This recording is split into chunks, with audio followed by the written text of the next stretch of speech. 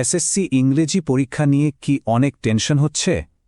আচ্ছা, মনে হচ্ছে যেন সিলেবাসটা একটা পাহাড় আর তার নিচে চাপা পড়ে যাওয়ার মতো অবস্থা।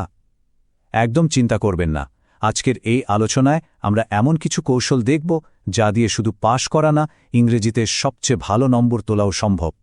তো আর দেরি কেন, চলুন শুরু করা যাক। এই প্রশ্নটা আমি জানি এখন সবার মনেই ঘুরছে। সিলেবাস তো বিশাল, তাই না?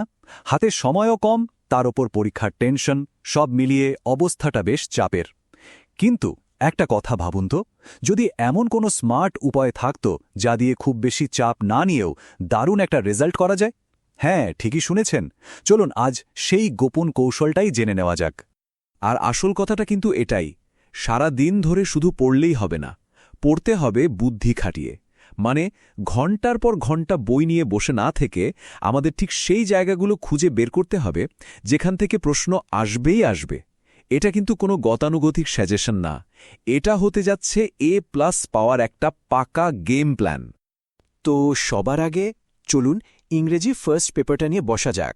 আমরা খুঁজে বের করব সেই সব সহজ টপিক যেখান থেকে নম্বর তোলাটা বলা যায় প্রায় নিশ্চিত। আমাদের টার্গেট একটাই, কম পরিশ্রমে সবচেয়ে বেশি নম্বর তুলে আনা।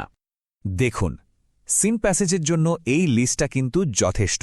মানে বিগত বছরের প্রশ্নগুলো যদি একটু খেয়াল করেন, দেখবেন এই প্যাসেজগুলো থেকেই কিন্তু বারবার প্রশ্ন করা হয়। তাই অন্য সবকিছু পড়ার আগে এই প্যাসেজগুলো এমনভাবে পড়ে ফেলুন যেন এর ভেতর থেকে যাই আসুক পারা যায়।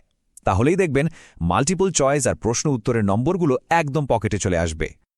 আচ্ছা, আনসিন প্যাসেজ কি আসলেই আনসিন বা অজানা? মজার ব্যাপার হল, বেশিরভাগ সময়েই এগুলো আসে খুব পরিচিত ব্যক্তিত্বদের নিয়ে, যেমন ধরুন স্টিফেন হকিং বা নেলসন ম্যান্ডেলা। পরীক্ষার আগে যদি শুধু এই বিখ্যাত মানুষগুলোর সম্পর্কে 2-4 লাইন জেনে রাখা যায়, তাহলে দেখবেন ইনফরমেশন ট্রান্সফার বা সামারি লেখাটা একদম পানির মতো সোজা হয়ে গেছে। আর কমপ্লিটিং স্টোরির জন্য এই যে গল্পগুলো দেখছেন, এগুলোকে বলা যায় পরীক্ষকদের হট ফেভারিট। মানে খরগোশ কচ্ছপের গল্প হোক বা তৃষ্ণার্ত কাকের, আসল থিমটা কিন্তু একই থাকে, তাই না? সুতরাং এই গল্পগুলোর মূল ঘটনা আর মরালটা মাথায় রাখলেই যথেষ্ট। পরীক্ষার হলে গিয়ে নতুন করে গল্প ভাবতে হবে না, শুধু এই পরিচিত কাঠামোতে বসিয়ে দিলেই নম্বর একেবারে নিশ্চিত। ডায়লগে ভালো নম্বর পেতে চান? খুব সহজ একটা বুদ্ধি আছে। এই যে টপিকগুলো, এগুলোর উপর আগে থেকেই 5-6টা করে বাক্য রেডি করে রাখুন। ধরুন, মোবাইল ফোনের ভালো মন্দ দিক বা গাছ লাগানোর দরকার কেন। পরীক্ষার হলে গিয়ে শুধু এগুলোকে একটু গুছিয়ে লিখলেই দেখবেন একটা দারুণ ডায়লগ তৈরি হয়ে গেছে। এবার আসা যাক ইংরেজি সেকেন্ড পেপারে। আমি জানি এই পেপারটা নিয়ে অনেকেরই একটু ভয় কাজ করে, তাই না? কিন্তু সত্যি বলতে এটা ভয়ের কিছু না। এটা অনেকটা একটা পাজেলের মতো। এর কিছু বাধা ধরার নিয়ম আছে, আর সেই নিয়মগুলো একবার ধরে ফেলতে পারলেই গ্রামার আর রাইটিং পার্টে ফুল মার্কস তোলা কিন্তু কোনো ব্যাপারই না। চলুন সেই কোডটা এবার ভাঙা যাক। এই কথাটা খুব মন দিয়ে খেয়াল করুন। গ্রামারের জন্য এক গাদা বই পড়ার একদমই দরকার নেই। যদি কম পড়ে ভালো করতে চান, তাহলে একটাই রাস্তা, বিগত বছরের বোর্ডের প্রশ্নগুলো সলভ করা। বিশ্বাস করুন, এর থেকে ভালো টিপস আর হয়ই না, কারণ প্রশ্ন কিন্তু ঘুরে ফিরে এগুলোই আসে, হয়তো ধরনটা একটু এদিক ওদিক হয়। গ্রামারের সব নিয়ম নিয়ে একদম মাথা ঘামানোর দরকার নেই, স্মার্টলি পড়তে হবে। সবার আগে টার্গেট করুন এই 3টে topic: tag question, right form of verbs আর কানেক্টরস। এগুলো এতটাই সহজ আর নিয়ম মাফিক যে একটুখানি প্র্যাকটিস করলেই এখান থেকে পুরো নম্বরটা তুলে আনা সম্ভব। প্যারাগ্রাফ কমন পাওয়া নিয়ে চিন্তা? তাহলে এই লিস্টটা ভালো করে দেখুন। আর হ্যাঁ, একটা কথা একদম মাথায় গেঁথে নিন, এবারের পরীক্ষার জন্য প্রাইস হাইক বা দ্রব্যমূল্যের ঊর্ধ্বগতি এই টপিকটা কিন্তু অসম্ভব গুরুত্বপূর্ণ। এটা কোনোভাবেই বাদ দেওয়া যাবে না। আচ্ছা, একটা গোপন কথা বলি।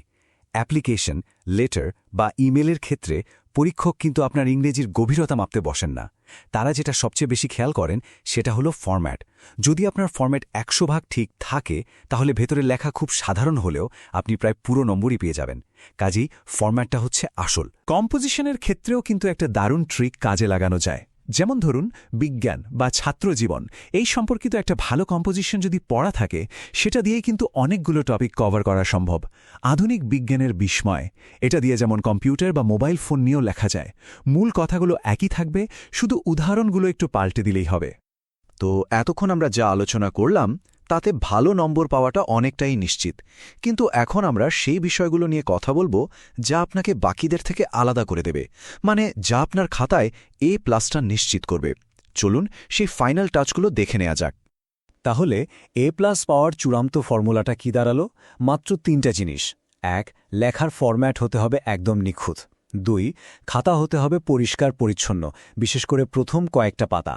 আর 3. মুখস্থ না করে নিজের সহজ ভাষায় লেখা। এই 3টা জিনিস যদি মাথায় রাখা যায়, পরীক্ষক ভালো নম্বর দিতে বাধ্য। এটাই সফলতার মূল মন্ত্র। তো পথ তো দেখানো হলো, এবার কাজ শুরু করার পালা। নিজেকেই এখন ঠিক করতে হবে কোন সহজ টপিকটা দিয়ে এই A+ পাওয়ার মিশনটা শুরু করা যায়। আর একদম দেরি না করে আজ থেকেই লেগে পড়ুন। সবার জন্য অনেক অনেক শুভকামনা।